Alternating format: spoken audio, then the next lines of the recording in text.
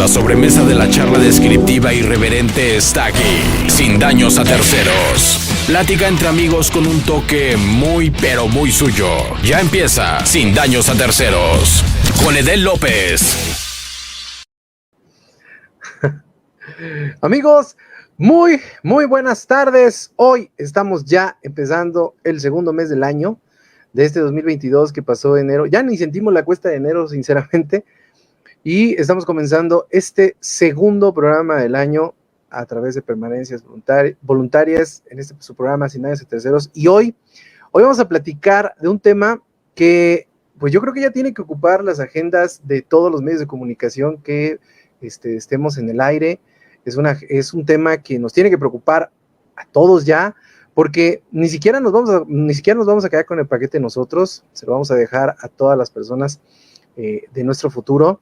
Esta situación del cambio climático, todas estas situaciones que están sucediendo, y hoy este programa se llama Don't Look Up, versión cambio climático, y ahorita vamos a explicarles por qué se llama así. Y tenemos hoy aquí en este programa a mi queridísima y meteoróloga favorita en este mundo, más allá de, ¿cómo se llama?, de toda la amistad que le tengo. Es una mujer que admiro, quiero y aprecio, a mi queridísima Carolina Ochoa. Mi queridísima Caro, buenas tardes, gracias por estar aquí en otro programa más de Sin Daños a Terceros. Te agradezco mucho que hayas aceptado otra vez este tema que nos sigue preocupando a muchas personas y nos sigue encendiendo las alarmas, pues yo creo que en todos los niveles, porque la cuestión del cambio climático se está poniendo cada vez más gruesa. Y hoy creo que la primera pregunta que se viene a mi mente en esta situación es ¿qué está pasando en este mundo? Porque ahorita platicábamos fuera del aire que hay acontecimientos climatológicos fuera de contexto, que ni siquiera los mismos científicos tenían presupuestados, y pues están sucediendo, como la lluvia en Groenlandia, como las inundaciones en Brasil, como los calores, como los incendios, todas estas cosas están sucediendo que desafortunadamente le están golpeando. Bienvenida a Sin Daños a Terceros, mi querida Caro, ¿cómo estás? Hola, buenas tardes, gracias por invitarme una vez más me siento el meme que dice, ¿me permite hablar de mi investigación? Déjeme le hablo, así me siento, pero muchas gracias por considerarme, por invitarme, por abrirme el espacio. Con lo de la cuesta de enero, pues ya ni la sentimos, es un decir, porque yo creo que seguimos en la cuesta de enero, pero del 2021, o sea, ¿no? El panorama sigue siendo el mismo, pero bueno.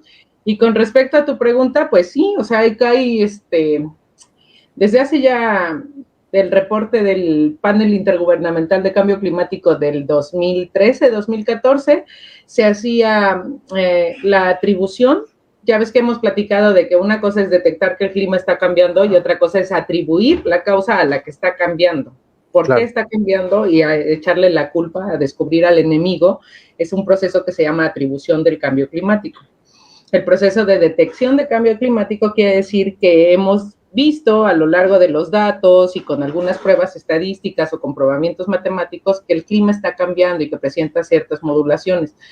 Entonces, desde ese reporte del 2000, que es el quinto reporte, 2013-2014, ya los miembros del panel intergubernamental señalaban que el cambio climático era una cuestión ya inequívoca, con un nivel de confianza entre el 95 y el 100%, ¿no? Entonces, es una confianza altísima matemáticamente hablando, y que era atribuible a la actividad humana, ¿no? Entonces, y que esto iba a traer ciertas consecuencias que se iban a que se podrían ver primariamente en lo que ya todos conocemos, que es el aumento de la temperatura global del planeta, el derretimiento de los polos, el aumento del nivel del mar, y lo que señalaban era que los eventos extremos iban a ser cada vez más extremos. Y un evento extremo, pues, son ciclones tropicales, sequías, granizadas, inundaciones, lluvias torrenciales, etcétera. Entonces, como ha pasado del 2013-14 que te estoy mencionando para acá, lo que hemos ido comprobando es que lo que decían era cierto. O sea, cada vez es más frecuente ver que en zonas que se presentan este tipo de eventos en diferentes zonas donde antes no se presentaban. Claro. Oye, les comentaba yo al principio del programa que le pusimos Don't Look Up, versión cambio climático, porque, bueno, para las personas que no han visto esta película en Netflix, científicos descubren un asteroide que viene a la Tierra, alertan a las autoridades, como tiene que ser el protocolo, y las autoridades toman todos estos datos y empiezan pues a hacer una parafernalia muy grande entre programas de televisión, el artista que retoma la situación del meteoro para poder hacer ventas de sus discos, tiktokers, etcétera, etcétera.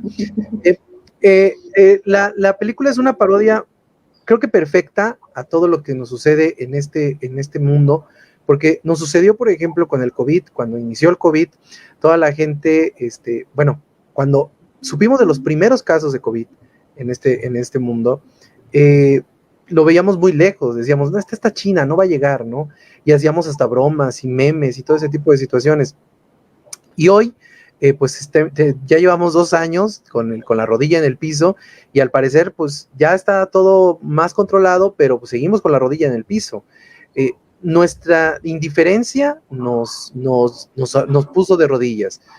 Pero también creo que esta cuestión del cambio climático ha sido un poco paralela a la situación de esta película de No mires arriba, porque al parecer tú y yo una vez lo platicamos en una plática informal, que están muy preocupados por el COVID, pero creo que nos tendría que preocupar más en la agenda el cambio climático, pero como el cambio climático es únicamente para hippies, ahora sí es un tema de hippies que salvan la tierra, de científicos locos y todo ese tipo de cosas, no está dentro de la agenda de los países. Pero tú sí ves una situación muy parecida a lo que está sucediendo en la película, con lo que estamos viviendo ahora en este mundo en cuestión del cambio climático, que ahorita vamos a platicar de unos datos más adelante, pero sí es una cuestión muy preocupante, ¿no? Ver, pues, que a la gente sinceramente le vale madre que los polos se estén deshielando, que haya llovido en Groenlandia. Ahorita platicamos de esa cuestión de la lluvia en Groenlandia, porque me pareció impresionante y hasta se me puso la piel chinita porque fue un evento que nunca, o escúchenlo bien, nunca había sucedido en la historia de la humanidad. Entonces, tú sí ves un poco como que una indiferencia, ¿lo puedes catalogar como una indiferencia o como que simplemente pensamos que es algo que nunca va a suceder? O sea, como que pensamos que lo de las películas nunca va a suceder y nunca nos va a llegar ese tipo de destino. Ok, hay como varias cosas, o sea, la película ha hecho como esta llamarada de atención, pero básicamente tú le puedes poner el tipo de desastre que gustes, ¿no? O sea, la película se presta para que, para poder encaminarlo hacia la trinchera que quieras. Evidentemente yo te voy a hablar de cambio climático, ¿no? Pero puede ser la cuestión del COVID, puede ser no sé, pueden ser muchos temas los que pueden. Claro. Y el problema básicamente que yo veo es que en cuestión del cambio climático es que a la mayoría, si no es que a todos, nos han vendido el cambio climático como algo, o sea, si tú piensas en cambio climático, lo que ha sonado por muchos años es esto de el osito polar que se va a quedar sin casa, ¿no? Sí. El pingüinito se separa de su manada porque el hielo se partió y se fue, este tipo de situaciones, ¿no? O sea, entonces, muy dramático, en primera, ¿no? Pues en estas latitudes y demás, pues no sientes como un problema propio, ¿no? Porque dices, claro, pues aquí ni hay osos polares, ¿no?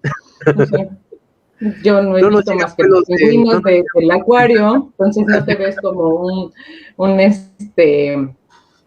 como un problema, no hay una cuestión de apropiación que no está sucediendo. Y la otra es cómo se ha vendido los medios esta cuestión del cambio climático, ¿no? También, no solo es la percepción de la sociedad en general, sino también la cuestión de cómo se ha comunicado, ¿no? Este problema claro, de traducir el lenguaje con el que hablan los científicos, ¿no? ¿Cómo traduces estas ecuaciones, estos modelos? Y esto es real, va a pasar pasado mañana, ¿no? o el próximo año, y la incertidumbre es de tanta, y entonces, ¿cómo le explicas a un tomador de decisión que este 2.5 no es el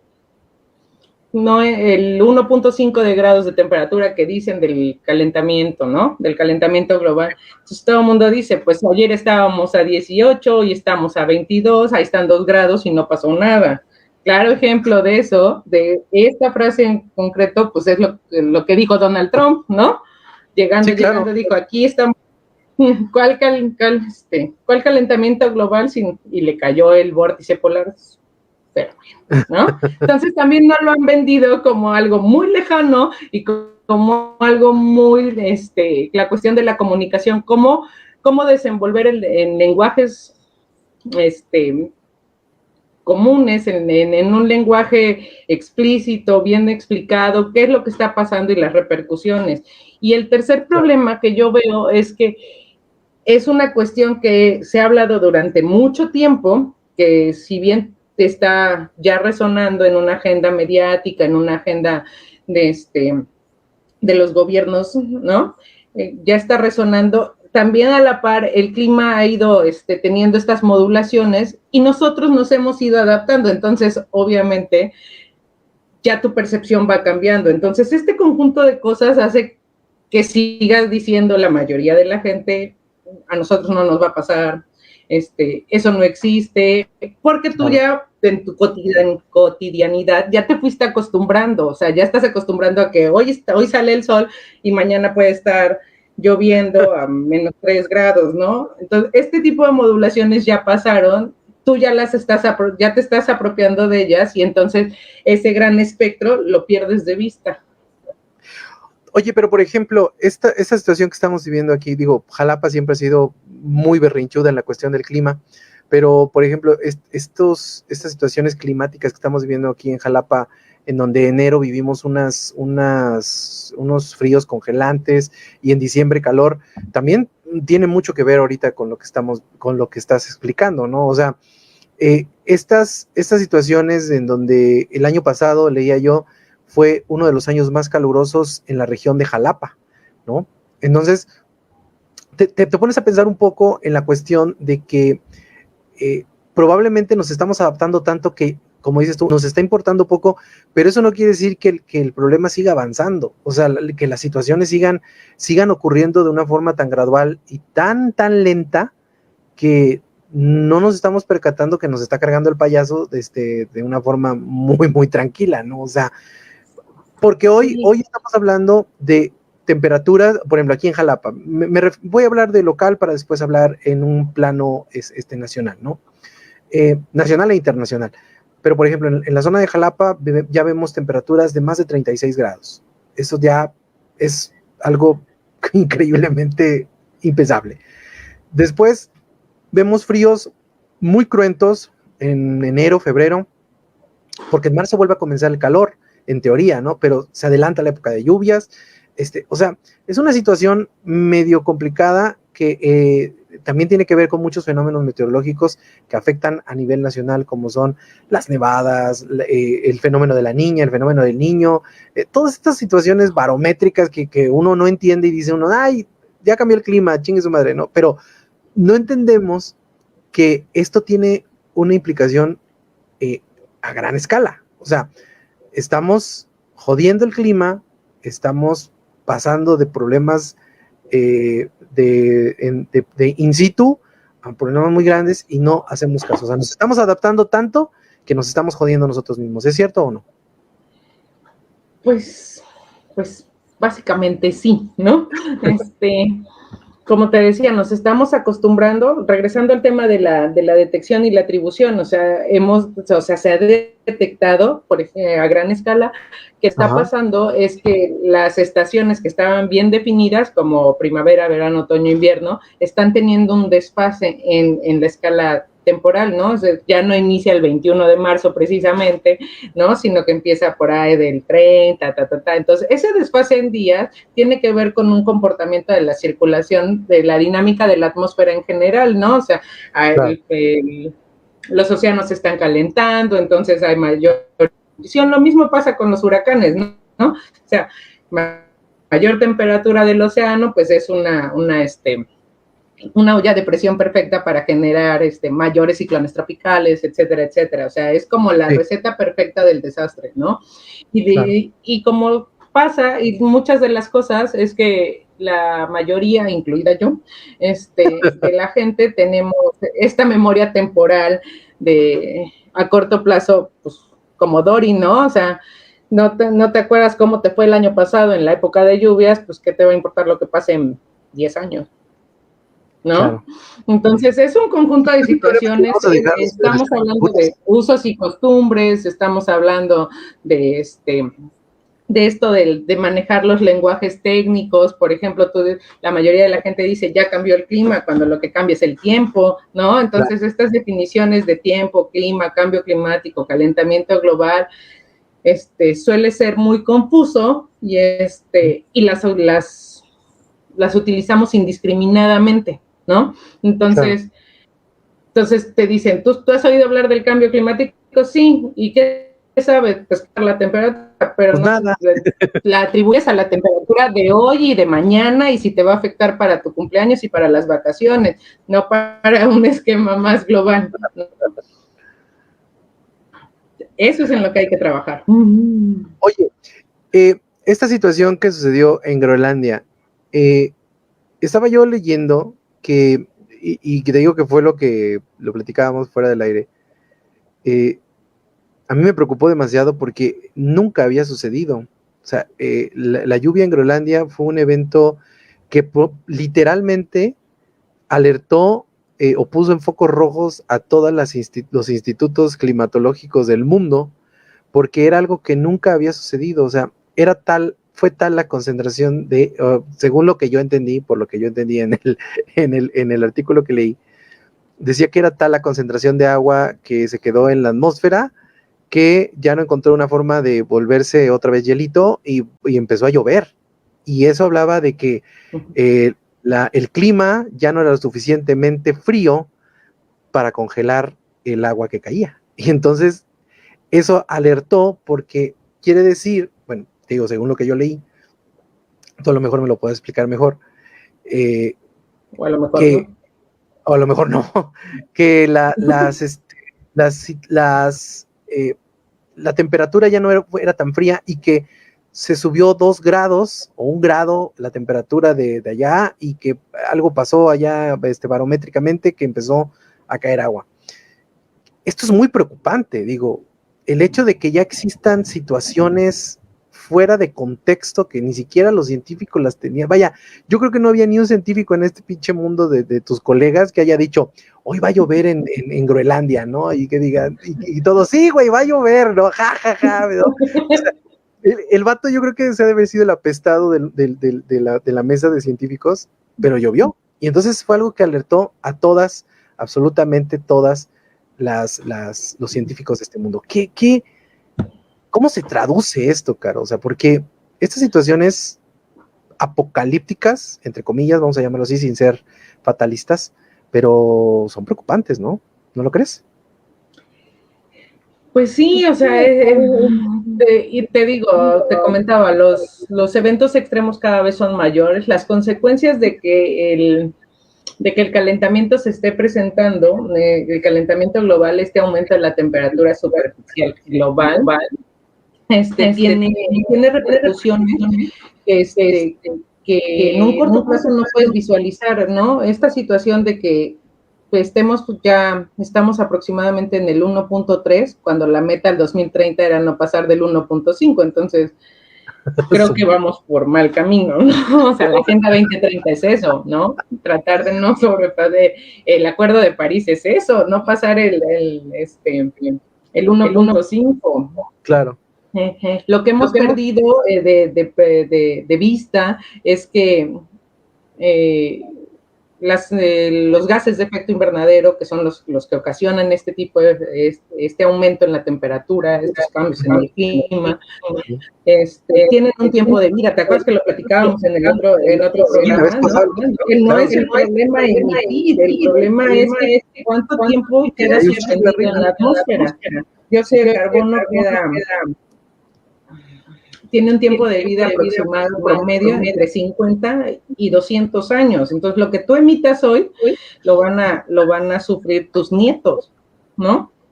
Sí. Entonces, es esa acumulación que va generando este rebote, esta retroalimentación de calor que el planeta va absorbiendo, y por eso estamos teniendo situaciones como esta.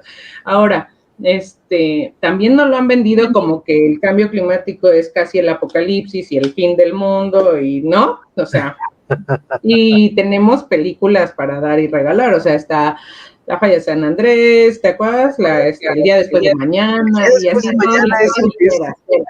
día después de mañana es genial. A mí me parece una película que si no te da miedo el pinche clima con esa película es porque definitivamente no le tienes perdón a Dios, amor a Dios, Dios, ¿no? Si llegas a ese punto donde despiertas, respiras, abres la puerta y ya se nevó, ya no salgas, ¿no? Y la vez pasada platicamos de eso. Lo que voy es que no lo han vendido como algo sumamente catastrófico, cuando en algunas regiones que son muy contadas, pero sí, resulta ser efectos benéficos, ¿no? O sea, zonas que no eran agrícolas se pueden volver zonas agrícolas. En algunas regiones de China y de Asia se ha visto que ahora se puede producir ciertos cultivos como arroz y este tipo de cosas donde antes no. O sea, no todo es malo. No existe un balance como para decir vamos a salir tablas, pero sí hay saldo a favor, pues, en algunas regiones muy remotas. Sí, claro, o sea, estamos hablando de el caso de Groenlandia, por supuesto, ¿no? No, pero el proceso de tener cierta temperatura en cierta capa de la atmósfera para que en lugar de un copito de nieve se vuelva gota, pues ya quedó claro que la temperatura, el aumento de la temperatura de estos casi dos, le está afectando y que ya va a ser muy difícil, ¿no? Oye, pero por ejemplo, yo leía el otro día, digo, de estos artículos sensacionalistas que aparecen en las redes sociales, que también, digo, no abonan en nada y también provocan demasiada confusión, ¿no? Entre esos yo.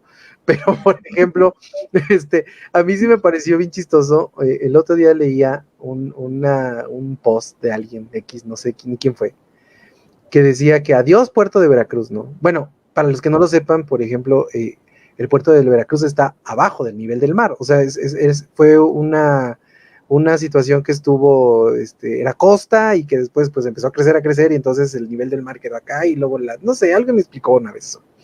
Y entonces resulta que si tú te pones a visualizar cómo era el puerto de Veracruz hace, no sé, 100 años, pues el agua no llegaba hasta donde está ahorita, ¿no? O sea, la mancha urbana fue empujando al mar literalmente hacia afuera y hacia adentro, perdón, y bueno, nosotros empezamos a ocupar sus espacios.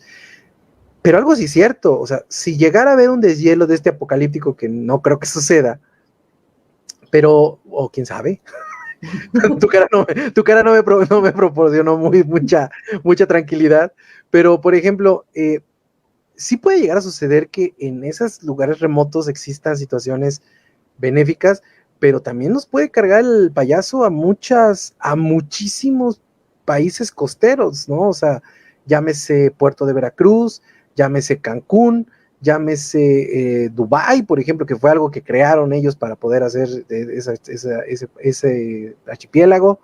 Pues Nueva Orleans, ve con lo que pasó con Katrina. O sea, estas situaciones, los gobiernos, me imagino, quiero pensar que los gobiernos ya están visualizando esto, o si definitivamente es así como que Don't Look Up a forma remasterizada. ¿Tú cómo ves eso?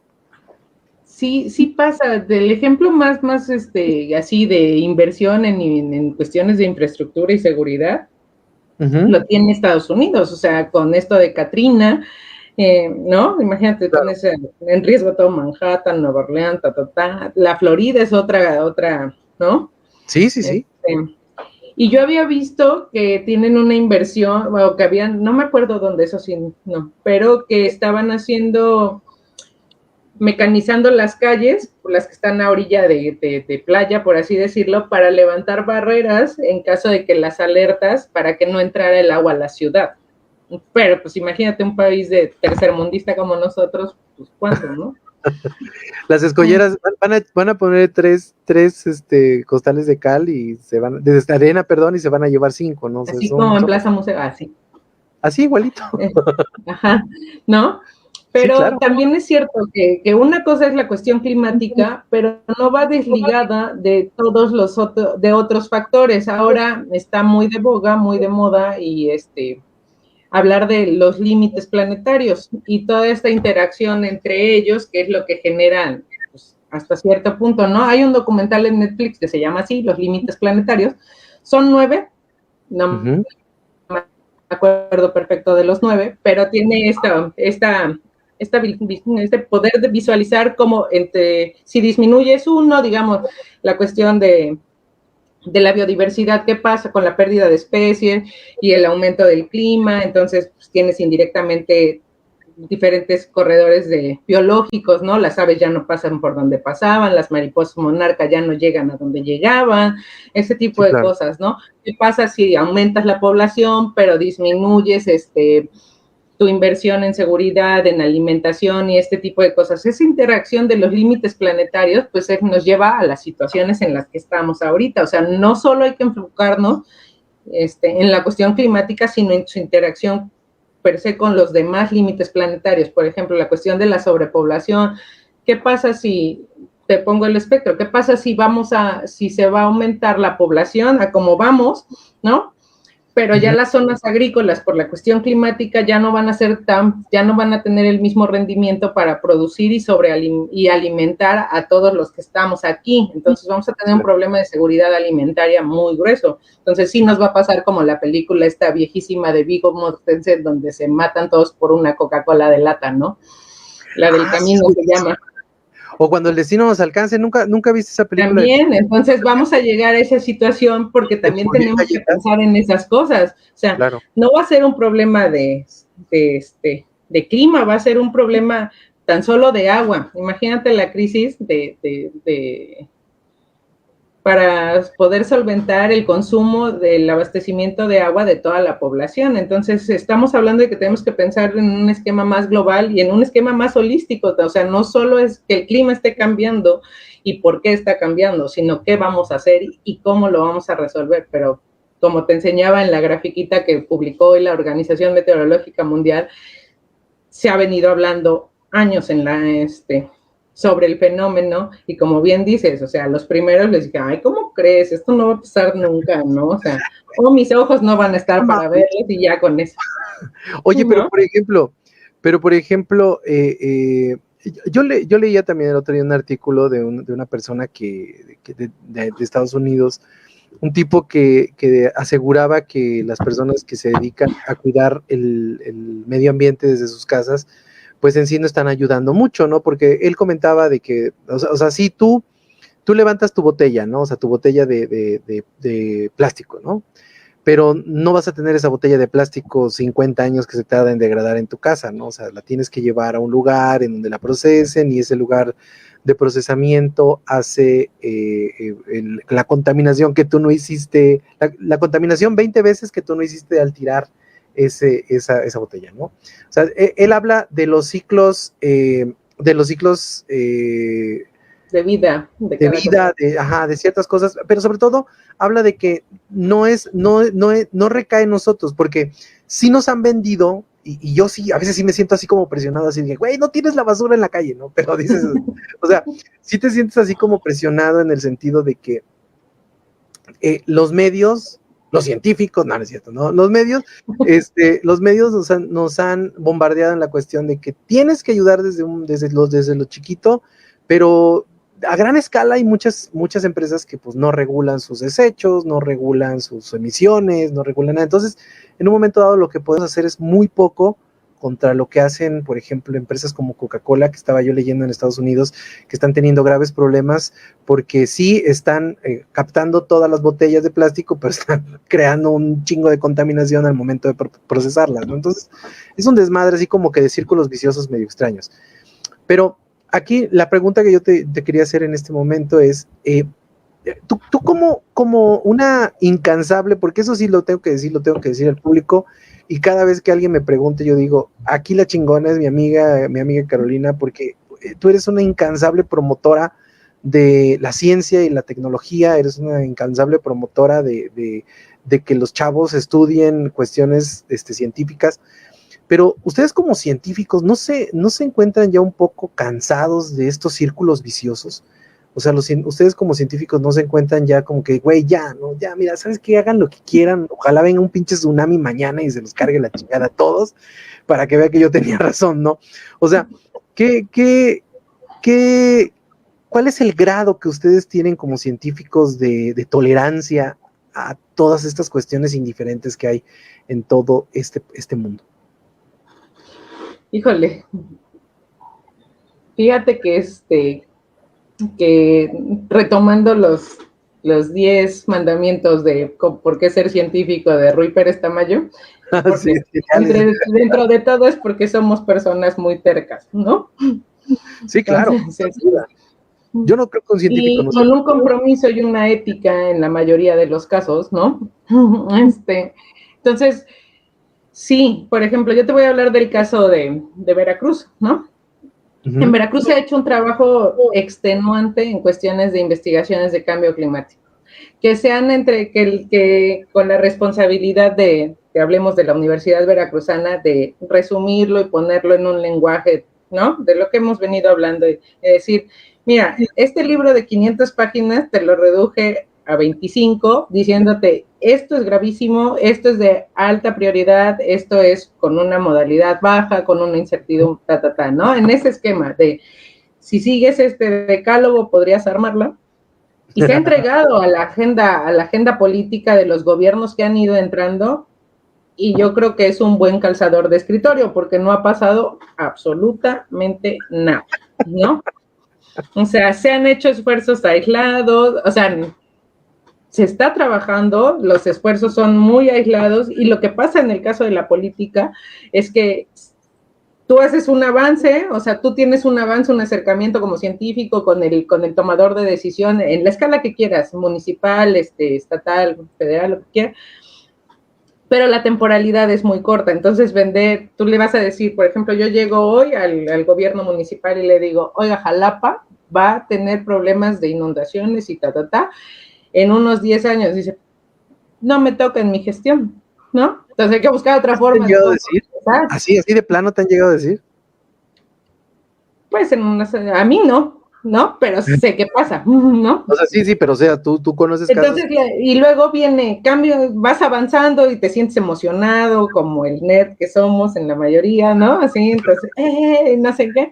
Y de repente, hay cambio de administración, y así como pasó con Donald Trump, o sea, a mí no me importa este tema y no va a ser parte de mi plan de trabajo, y desapareció todo, ¿no? O sea, no es que pase solo en México, no es que pase solo en Latinoamérica, o sea, tenemos a un país del primer mundo con todos los recursos posibles para poder hacerlo, y llegan personajes como Donald Trump y dicen, no, el costo, y esto lo vamos a ver en unos años, el costo de la decisión de Donald Trump de haber salido del Acuerdo de París nos va a costar a todos, ¿no? Porque que llegue Biden y lo regrese y volvamos a arrancar, esos 8 años o esos años que estuvo Donald Trump es tiempo perdido que en cuestiones climáticas pues nos va a costar.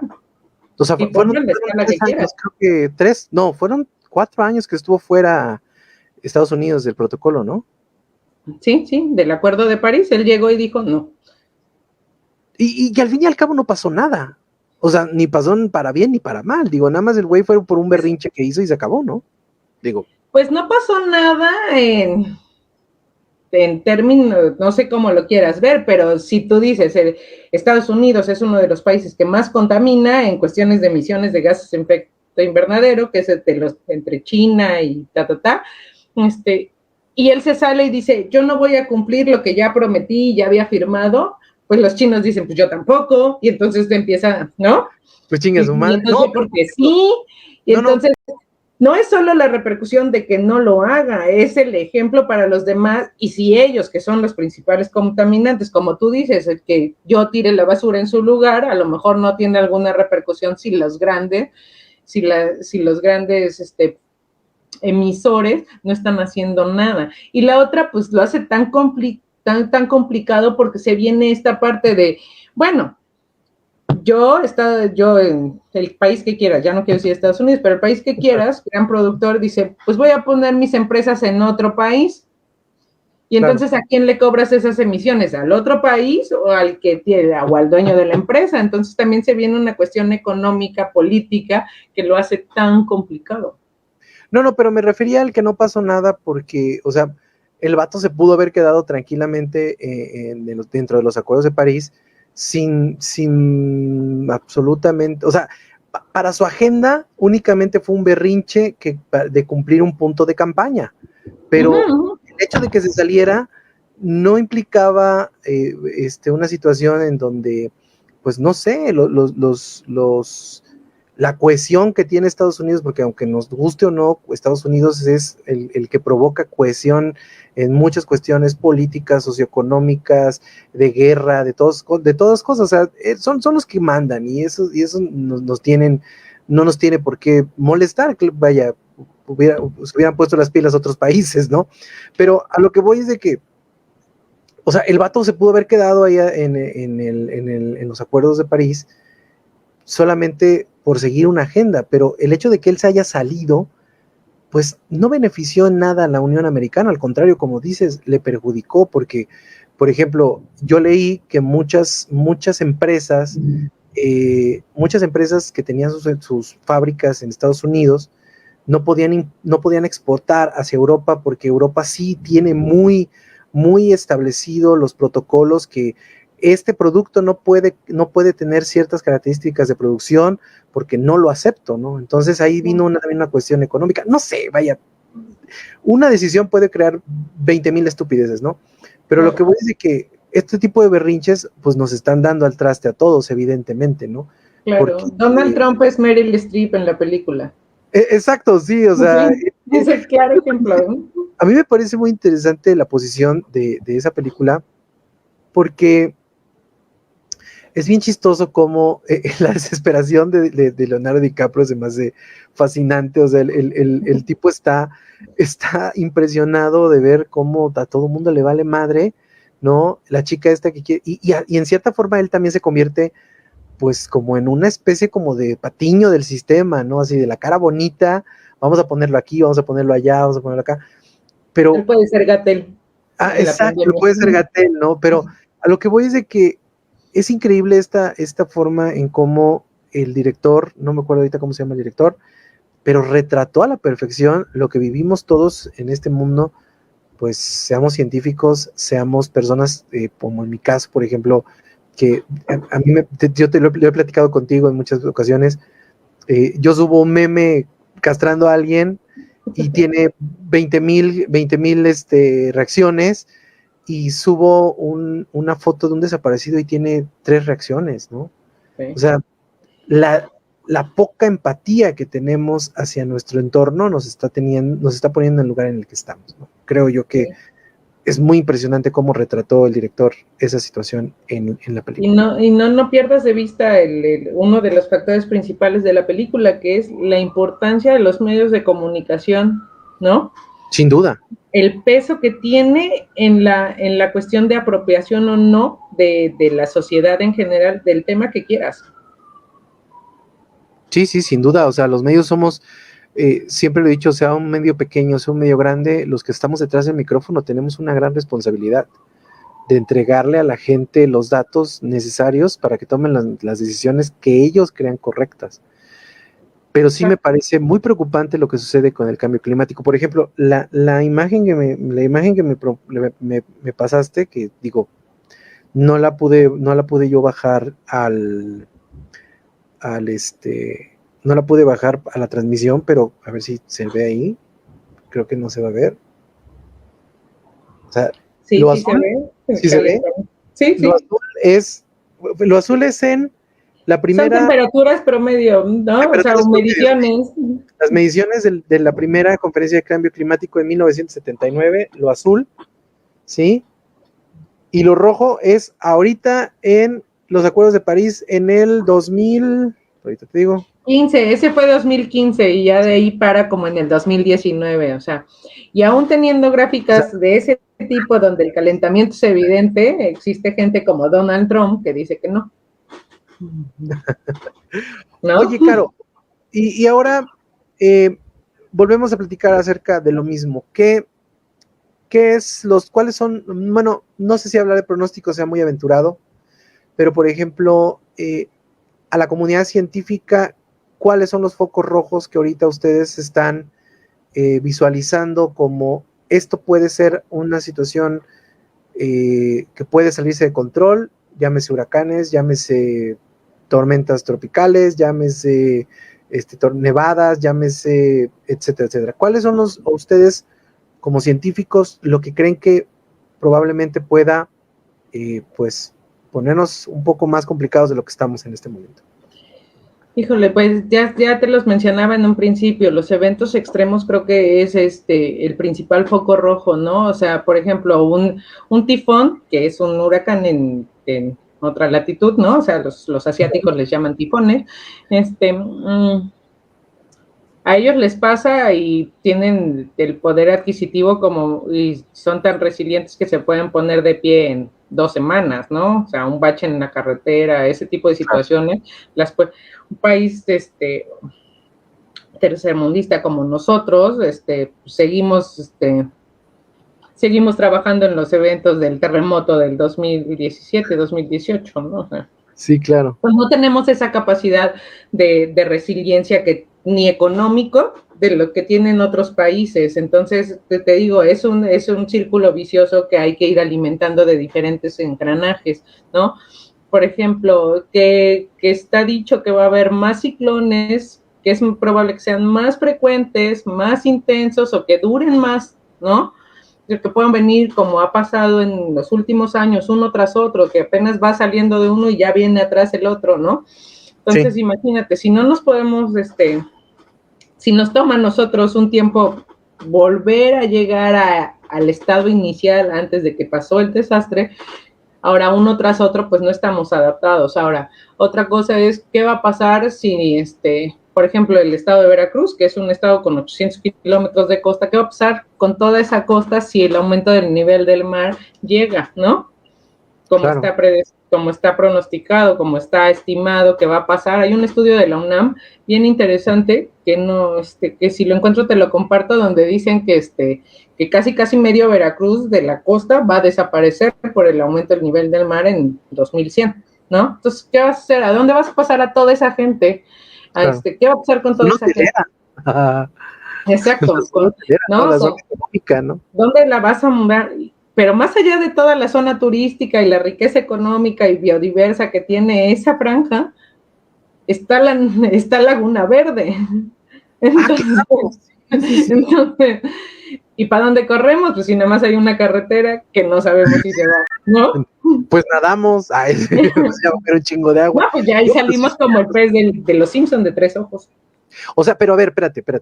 O sea, son esquemas catastróficos que hay que ir visualizando. O sea, yo no sé si van a pasar o no, pero el modelo del estudio de la UNAM dice que medio Tabasco y una gran franja de Veracruz va a ser como la nueva Atlántida. Oye, pero ya me prendiste los focos a mí rojos. Mira, no me estés asustando, Caro. Pero por ejemplo, corriendo ya. Espérame, si bien no ubico la Laguna Verde ahorita así como que a exactitud, la Laguna Verde está en alto. O sea, sí. está bajo el nivel del mar, o sea, está sobre el nivel del mar, sobre una playa, pero está elevada. O sea, estás hablando, por ejemplo. No te pongas en que va a venir la ola y estas cosas, porque tú eres No me refiero a la ola, me refiero a que el nivel del mar puede llegar a ¿cuántos metros? O sea, hablando de ese estudio. Se estima que de un par de metros, pero yo no me refiero a que suba en... De madrazo, ¿no? Sí, o sea, no. Es un aumento paulatino que va a ser medianamente lo que ha pasado en Chachalacas, que se ha ido comiendo la playa, que claro. A eso me refiero, no que todos vamos a hacer los snorkels ahora, ¿no?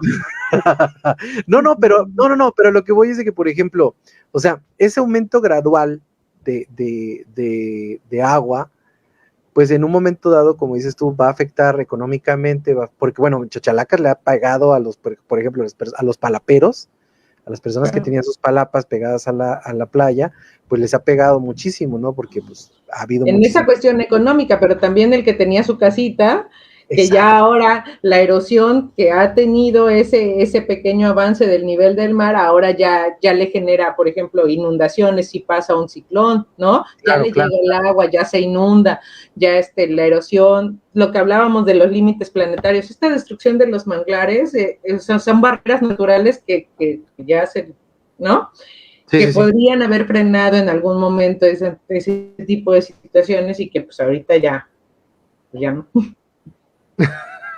Sí, o sea, a lo que me refiero es de que, o sea, lo hizo la Universidad Nacional Autónoma de México, dijo, no lo hizo. Según me acuerdo, sí. No lo hizo un güey ahí en una camioneta y con ideas conspiranoicas y que, o sea, lo hizo la Universidad Nacional Autónoma de México, la máxima casa de estudios de este país. O sea, es un estudio serio, me imagino. Es un estudio serio. Te digo, insisto, no me acuerdo si fue en la UNAM, pero lo voy a buscar y ya tú lo compartes si quieres. Claro, a lo que voy es de que sí se tiene presupuestado eso, ¿no? O sea, sí se tiene presupuestado dentro de la gama de todas las situaciones que pueden suceder en este país o en este mundo, pues sí se tiene presupuestado que el nivel del mar aumente de forma tan gradual que, como lo platicamos en un principio, no nos vamos a percatar que el mar cada vez lo tenemos más cerca de la puerta de la casa, ¿no? O sea, eso claro. Sí puede llegar a pasar, ¿no? Sí, claro. Oye, y ya para platicar estos 10 últimos minutos que tenemos,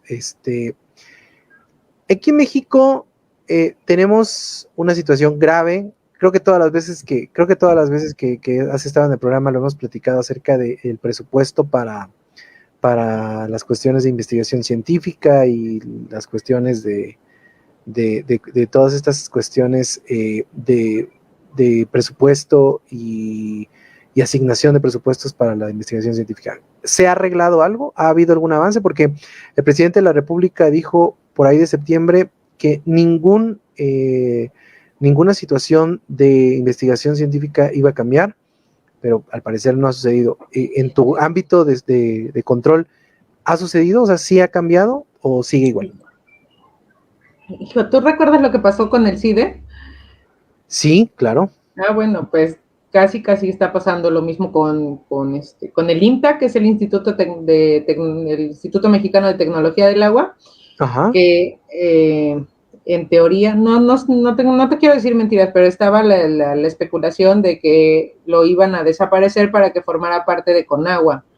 Y el INEC, que es el Instituto Nacional de Ecología y Cambio Climático, como organismo descentralizado, iba a dejar de serlo para formar parte de la Semarnat. Entonces, todos los esfuerzos, ¿no? O sea, claro.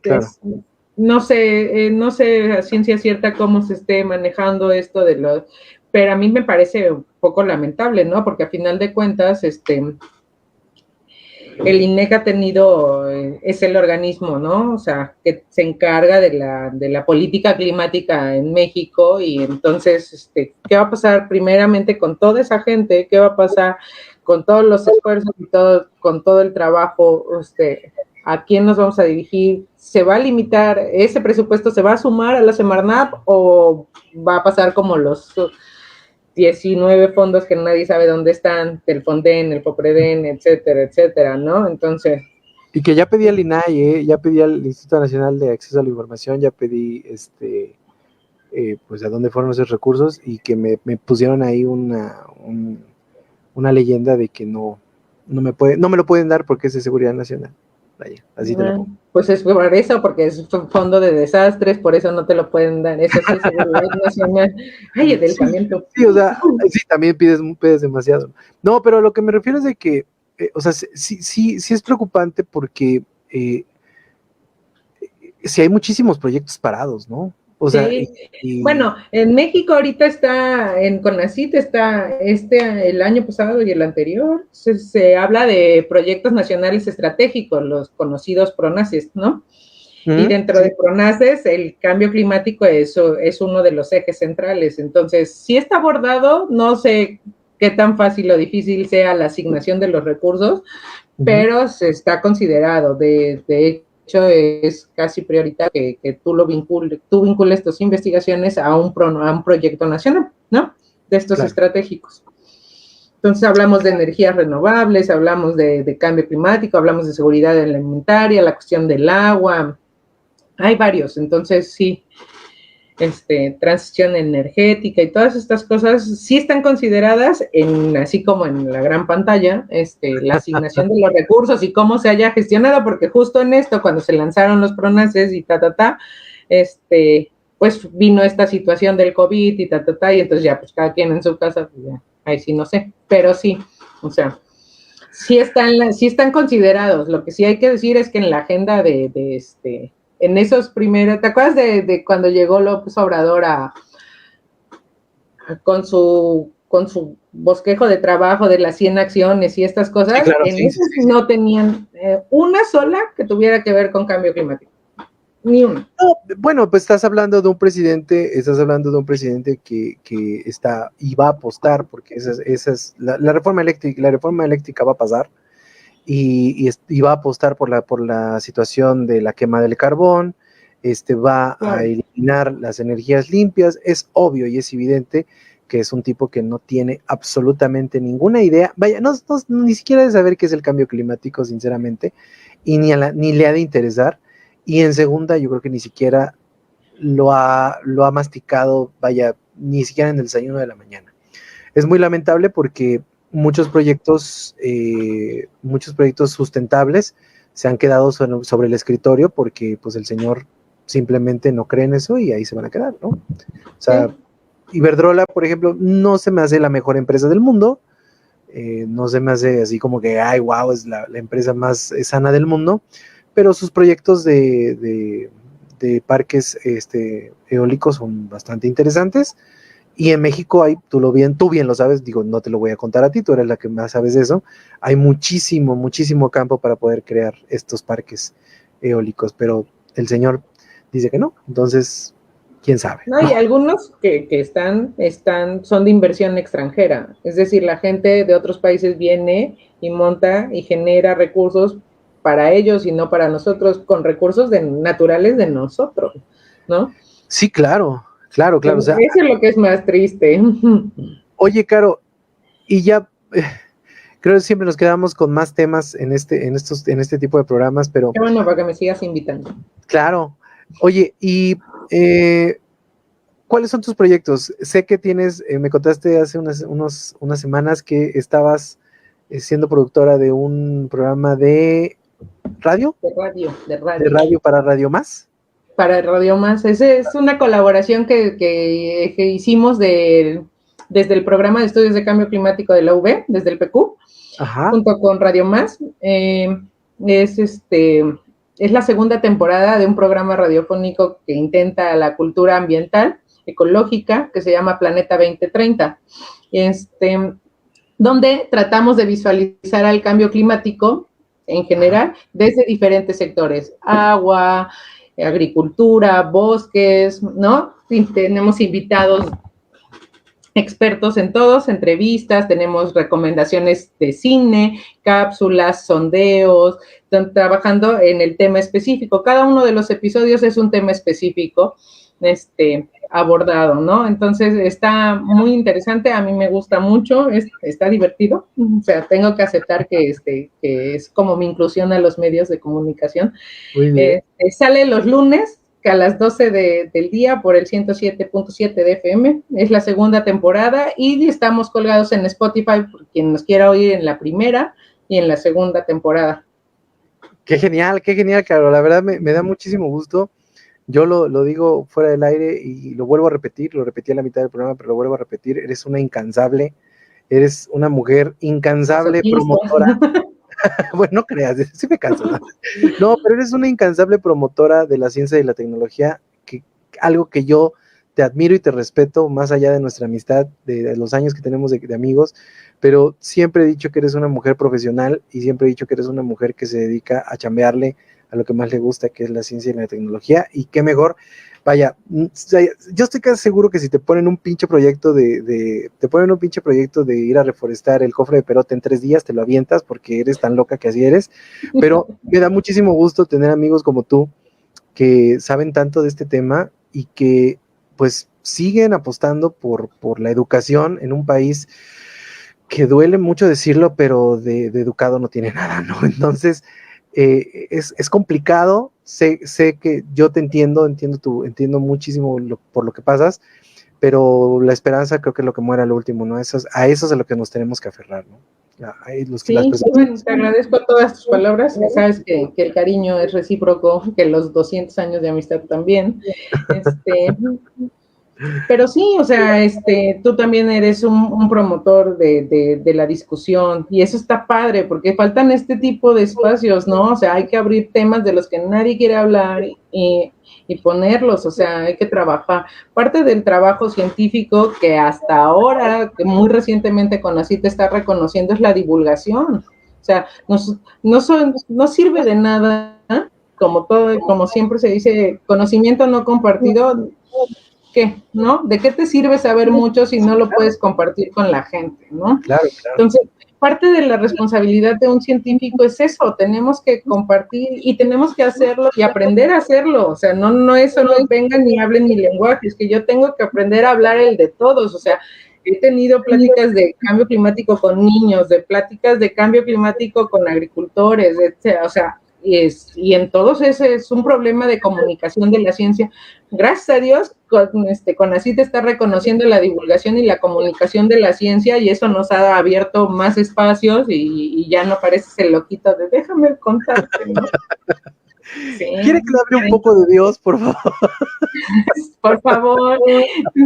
No, o sea, déjeme hablarle, le juro que este modelo va a ser traducido de una manera elegante y hasta divertida. Pues, Caro, qué gusto tenerte en el programa. ¿Algo más que quieras agregar? Nada, pues los invito a escuchar Planeta 2030 en los lunes. Estamos trabajando también a hacer mi comercial de, pronto va a salir la convocatoria de la maestría en Ciencias de la Tierra, donde trabajamos cuestiones de cambio climático, de climatología en general, para que todo aquel que se siente interesado pueda consultar la convocatoria y si se siente partícipe, los esperamos muy bien. Perfecto. Pues, Caro, no te me vayas, insisto, me da muchísimo gusto tenerte aquí, no te vayas ahorita para despedirnos ya fuera del aire, y te agradezco mucho que hayas estado en este programa de nuevo aquí en Sin Daños a Terceros, hablando del cambio climático y cómo, pues, no, literalmente la gente ignora esto y sobre todo los gobiernos ignoran pues todas las recomendaciones. Es que justo acabas de dar en el clavo, la diferencia de cualquier película que hablara de un desastre natural, el que quieras, del Pico de Dante, todas estas que dijimos, con esta de Don't Look Up, es que a nadie le importa y que el apocalipsis que era lejano ya se ve como una cotidianidad. Esas son las dos cosas que están bien reflejadas en esa película, o sea, ¿no? Yo la catalogo como una película de terror, créeme que no la catalogo como una película de drama, o sea, está catalogada como drama, o sea, ahí aparece en Netflix como drama, pero o sea, yo la catalogo como una película de terror. A mí me da pavor ver cómo los científicos están pues desesperados y estos güeyes en su nube y no. Es por eso, tenemos que trabajar en esa comunicación de la ciencia para que la percepción, que son las 3 cosas en las que nos basamos hoy, ¿no? La percepción de todos cambie, porque no es ya una cuestión de va a pasar en 100 años, ya está pasando y ya nos estamos acostumbrando. Y el acostumbrarte hace que ya no actúes. Entonces tenemos que trabajar en eso. En verdad, es urgente. Es desgastante también. Por eso ya no se habla tanto en general de cambio climático, se habla de emergencia climática, porque ya tiene que ser atendido ya. O sea, de cajón. Sí, sería bueno que platicáramos de esos conceptos de emergencia climática, cambio climático. Sí, o sea, por eso ya ahora en todos lados vas a leer crisis climática, emergencia climática, porque ya no es el cambio climático, es la crisis de todo lo que tiene que ver con el clima, cómo se involucra con todas estas cosas que hablamos.